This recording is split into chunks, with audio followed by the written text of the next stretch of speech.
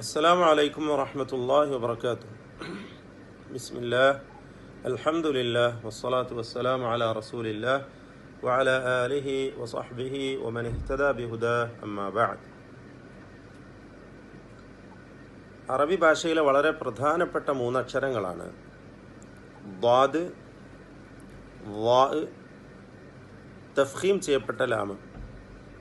ദ്വാദ്, വാ, തഫ്ഖീം ചെയ്യപ്പെട്ട അഥവാ പെരുപ്പിച്ചുകൊണ്ട് ഉച്ചരിക്കുന്നതായ ലാമ്. ഈ മൂന്നക്ഷരങ്ങളും കൃത്യമായ അതിൻ്റെ മഖ്റജ് മനസ്സിലാക്കിക്കൊണ്ട് തെറ്റുകൂടാതെ വളരെ ഭംഗിയായി ഉച്ചരിക്കുകയും പരിശുദ്ധ ഖുർആൻ തെറ്റുകൂടാതെ പാരായണം ചെയ്യുകയും വേണ്ടതുണ്ട്. പലപ്പോഴും പലർക്കും അബദ്ധം പറ്റുന്ന 3 ഹർഫുകളാണിത്. നമ്മിൽ പലരും തന്നെ 3ഉം നാവിൻ്റെ അറ്റവും മേലെ പല്ലും ചേർത്തുകൊണ്ട് പറയാറുണ്ട്. ഒരിക്കലും അത് ശരിയല്ല. നമുക്ക് ആ 3 ഹർഫുകളുടെയും മഖ്റജ് അഥവാ ഉത്ഭവസ്ഥാനം ഏതാണെന്നൊന്ന് പരിശോധിച്ച് നോക്കാം. ഒന്നാമതായി ദ്വാദ്, സ്വാദിനു മുകളിൽ പുള്ളി നൽകുന്നതായ ദ്വാദ്. അതിൻ്റെ മഖ്റജ് ഇഹ്ദാ ഹാഫതയിൽ ലിസാൻ മിമ്മ യലിൽ അദ്റാസ് അൽ ഉൽയ اليسرى أو اليمنى ويخرج منه الضاد وخروجها من اليسرى أسهل وأكثر استعمالا ومن اليمنى أصعب وأقل استعمالا ومن الجانبين معا أعز وأعسر وبالجملة فالضاد أصعب الحروف وأشدها على اللسان ولا توجد في لغة غير العربية ولذلك تسمى لغة الضاد. ചുരുക്കി പറഞ്ഞാൽ ഇഹ്ദാ ഹാഫതയിൽ ലിസാൻ മിമ്മ യലിൽ അദ്റാസ് അൽ ഉൽയ അൽ യുസ്റ അവിൽ യുംന വയഖ്റുജു മിൻഹു ദ്വാദ്. നാവിൻ്റെ 2 പാർശ്വങ്ങളിൽ, ഇടതുഭാഗമോ അല്ലെങ്കിൽ വലതുഭാഗമോ, ഇതിലേതെങ്കിലും ഒരു ഭാഗത്ത് നിന്ന്, ഒരു പാർശ്വത്തിൽ നിന്ന്, ഒരു അരുവിൽ നിന്ന് ഉച്ചരിക്കപ്പെടുന്ന അക്ഷരമാണ് മിമ്മ യലിൽ അദ്റാസ് അൽ ഉൽയ, മേലെ അണപ്പല്ലിനോട് ചേർന്നുകൊണ്ട് ഉച്ചരിക്കപ്പെടുന്നതായ അക്ഷരമാകുന്നു, അവിടെ നിന്ന് ഉത്ഭവിക്കുന്ന അക്ഷരമാകുന്നു ദ്വാദ്. ദ്വാദ് ഇടതുഭാഗത്ത് നിന്ന് ഉച്ചരിക്കലാണ് കൂടുതൽ എളുപ്പം. എന്നാൽ 2 ഭാഗത്തു നിന്നും ആകാവുന്നതാണ്, അതിനും വിരോധമില്ല എന്ന് പണ്ഡിതന്മാർ പറയുന്നു. കൂടുതൽ പ്രയാസമായിരിക്കും അങ്ങനെ പറയാൻ എന്നും പറയപ്പെടുന്നു. ഏതായിരുന്നാലും ദ്വാദ് ഈ നാവിൻ്റെ അരുവിൽ നീളത്തിൽ ഉച്ചരിക്കപ്പെടുന്ന ഹർഫൻ, നീളത്തിൽ ഉള്ള ഒരു മഖ്റജിൽ നിന്നാണ് ആ അക്ഷരം ഉത്ഭവിക്കുന്നത്. അതുകൊണ്ട് തന്നെ ഇസ്തിതാല എന്നൊരു സിഫത്ത് അതിനുണ്ട്. ദൈർഘ്യം, നീണ്ടു കിടക്കുക എന്ന് പറഞ്ഞാൽ ആ മഖ്റജിൻ്റെ നീളമാണ് അവിടെ ഉദ്ദേശിക്കപ്പെടുന്നത്. കൂടാതെ ഇസ്തിഅലാഇൻ്റെ അക്ഷരങ്ങളിൽ പ്രധാനപ്പെട്ട അക്ഷരമാണ്. ഇസ്തിഅലാഇൻ്റെ 7 അക്ഷരങ്ങളുണ്ട്, നാവ് ഉയർത്തി ഉച്ചരിക്കുന്ന. ഈ അക്ഷരങ്ങൾക്കൊക്കെയും തന്നെ തഫ്ഖീം നൽകണം, പെരുപ്പിച്ചുകൊണ്ട് പറയണം. അത് ഉച്ചരിക്കുമ്പോൾ വായ നിറഞ്ഞു വരുന്ന ഒരവസ്ഥ ഉണ്ടാകുന്നു. അതുകൊണ്ടാണ് തഫ്ഖീം. അപ്പോൾ ഈ തഫ്ഖീം നൽകപ്പെടുന്ന,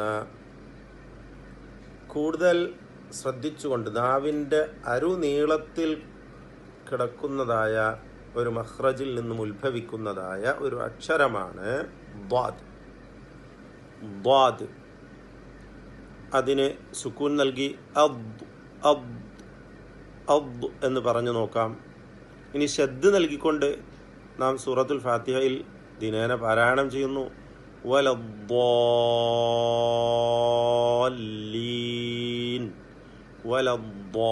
വലദ്ദാ 2 സൈഡും ചേർത്തുകൊണ്ട് വലദ്ദാ എന്നും ആകാവുന്നതാണ്, വിരോധമില്ല എന്നും പണ്ഡിതന്മാർ സൂചിപ്പിച്ചിട്ടുണ്ട്.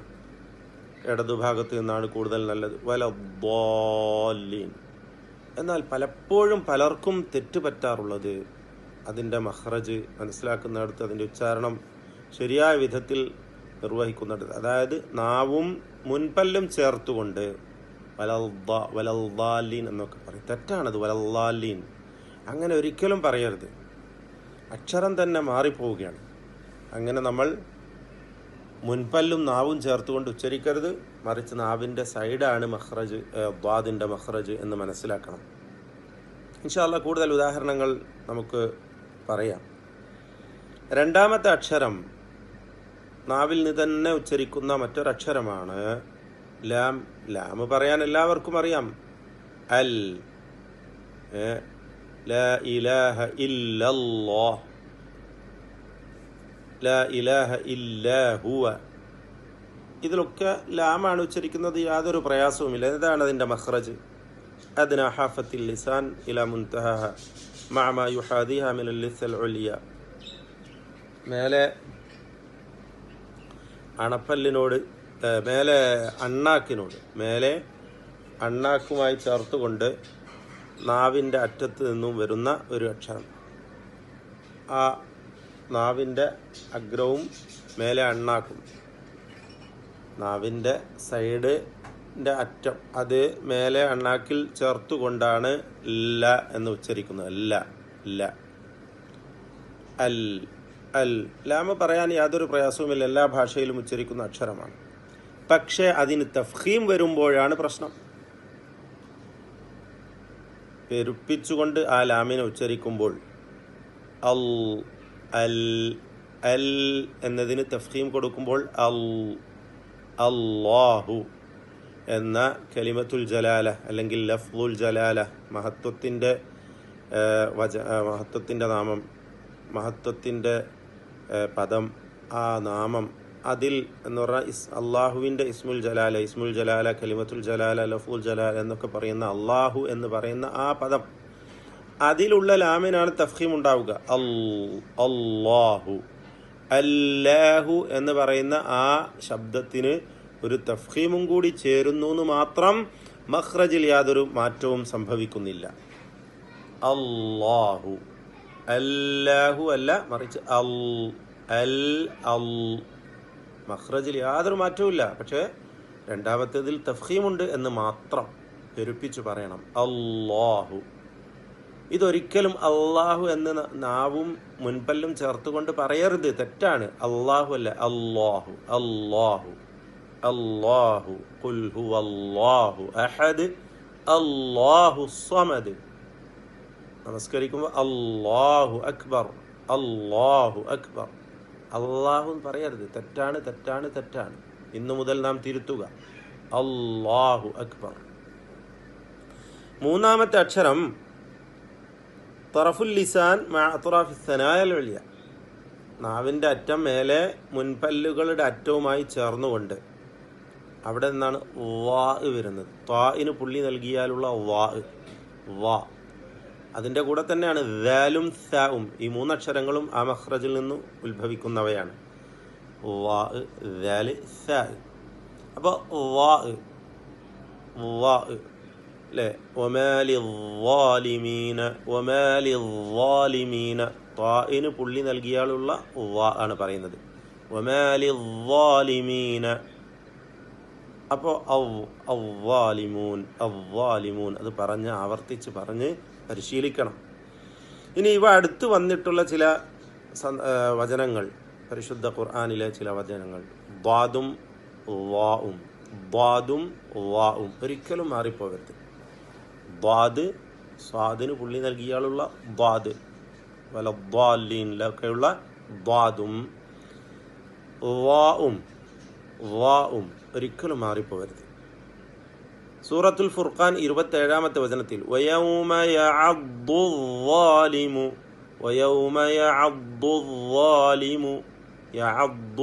അദ്ദാലിമു. ദ്വാദ് പിന്നെ വാ. ഒരിക്കലും യഅദ്ദുല്ലാലിമു എന്ന് പറയരുത്, തെറ്റാണ്. യഅദ്ദു അദ്ദാലിമു. വാഇന് എന്താ ഉള്ളത്? വാഇനും തഫ്ഖീമുണ്ട്. വാഇനെയും തഫ്ഖീം ചെയ്തുകൊണ്ട് ഉച്ചരിക്കേണ്ട ഹർഫാണ് വാ. പ്രത്യേകം ശ്രദ്ധിക്കുക. വയൗമ യഅദ്ദുല്ലാലിമു. സൂറത്ത് ഇബ്രാഹിം 27-ൽ വയുദില്ലുല്ലാഹു ദ്ദാലിമീൻ. അവിടെ ദ്വാദുണ്ട്, തഫ്ഖീം ചെയ്യപ്പെട്ട ലാമുണ്ട്, അല്ലാഹു എന്ന പദം. അതുപോലെ അദ്ദാലിമീൻ വാഉമുണ്ട്. വാ പറയുമ്പോൾ നാവും മുൻപല്ലുമാണ്. നാവിൻ്റെ അറ്റം പുറത്ത് കാണും.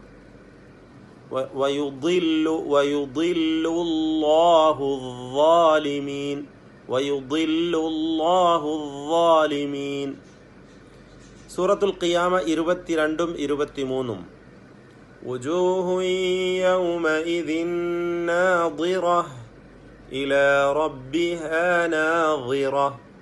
നാദിറഹ ആദ്യത്തെ പദം, രണ്ടാമത്തേത് നാദിറ. രണ്ടും ഒരുപോലെ പറഞ്ഞു കഴിഞ്ഞാലോ അർത്ഥം മാറിപ്പോകും. ഗുരുതരമായ അർത്ഥവൈകല്യം അവിടെ സംഭവിക്കും. സൂക്ഷിക്കേണ്ടതാണ്. നാദിറ നാദിറ, നാവിൻ്റെ സൈഡിൽ നിന്ന് വരണം ദ്വാദ്. മറ്റേത് നാദിറ നാദിറ, നദറ യൻദുറു, നോക്കിക്കൊണ്ടിരിക്കുന്നതാണ്. ആദ്യത്തേത് നാദിറ, ശോഭിക്കുന്നവയാണ് എന്നർത്ഥം. സൂറത്തു ശർഹ് എല്ലാവർക്കും അറിയാം. അലം നശ്റഹ്, അതിലെ 3-ാമത്തെ വചനമാണ്. അല്ലദീ അൻഖദ വഹ്റക, അൻഖദ ضاد അൻഖദ വഹ്റക വഹ്റക അൻഖദ വഹ്റക. സൂറത്തുൽ ഹുജറാത്ത് 12-ാമത്തെ ആയത്തിൽ കാണാം. ഇന്ന ബഅദ-ളന്നി ഇസ്ം, ഇന്ന ബഅദ ബഅദ-ളന്നി ഇസ്ം. അപ്പോൾ ഈ ളാദും വാഉം തഫ്ഖീം ചെയ്യപ്പെട്ട ലാമും അതിൻ്റെ കൃത്യമായ മഖ്റജിൽ നിന്നും അതിന് നൽകേണ്ട സിഫത്തുകളൊക്കെ നൽകിക്കൊണ്ടും വളരെ ഭംഗിയായി ഉച്ചരിക്കുക, സൂക്ഷിക്കുക, വളരെ സൂക്ഷിച്ചുകൊണ്ട് അത് നമ്മൾ പറഞ്ഞ് ശീലിക്കുക. നന്നായി പരിശീലനം ആവശ്യമാണ് ഈ അക്ഷരങ്ങൾ ഉച്ചരിക്കുവാൻ എന്നത് പ്രത്യേകം ശ്രദ്ധിക്കുക. ഇന്നു മുതൽ നാം തിരുത്തുക. വളരെ ഭംഗിയായി തെറ്റുകൂടാതെ പരിശുദ്ധ ഖുർആൻ പാരായണം നിർവഹിക്കുക. അള്ളാഹു നമുക്ക് ഏവർക്കും അതിന് തൗഫീഖ് ചെയ്യുമാറാവട്ടെ. ബാറക്കല്ലാഹു ഫീക്കും. അസ്സലാമു അലൈക്കും വറഹ്മത്തുള്ളാഹി വബറകാതുഹു.